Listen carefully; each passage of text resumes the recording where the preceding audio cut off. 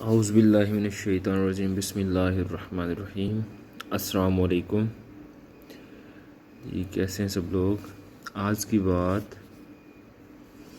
نماز عبادتوں کا مجموعہ ہے۔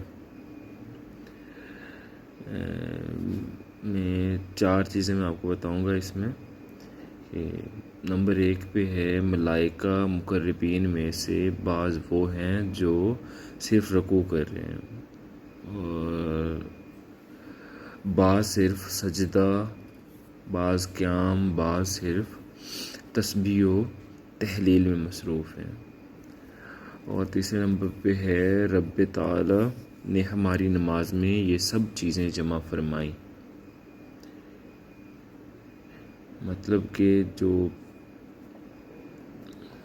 فرشتے سب تسبیحات پڑھ رہے ہیں تو وہ ہماری عبادتوں میں، نماز میں اللہ پاک نے اکٹھی کر دی کہ ہم نماز پڑھیں گے تو ان سب چیزوں کا ہمیں اجر ملے گا۔ نمبر 4 پہ ہے تو جو اس کی پابندی کرے گا وہ درجے میں ان تمام ملائکہ کے برابر یا ان سے افضل ہوگا۔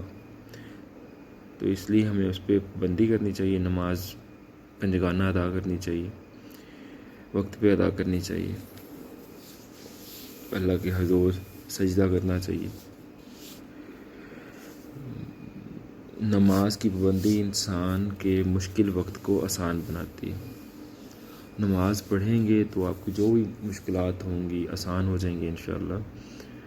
لوگ کہتے ہیں ہم پریشان ہیں، ہم پریشانیاں ختم نہیں ہو رہی ہیں، تو نماز پڑھنے سے انشاءاللہ پریشانیاں جو ہیں آسانیوں میں بدل جائیں گی، لوگوں کو ڈھیر ساری آسانیاں ملیں گی۔ تو نماز پڑھیں، اللہ پاک کی عبادت کریں۔ السلام علیکم ورحمۃ اللہ وبرکاتہ۔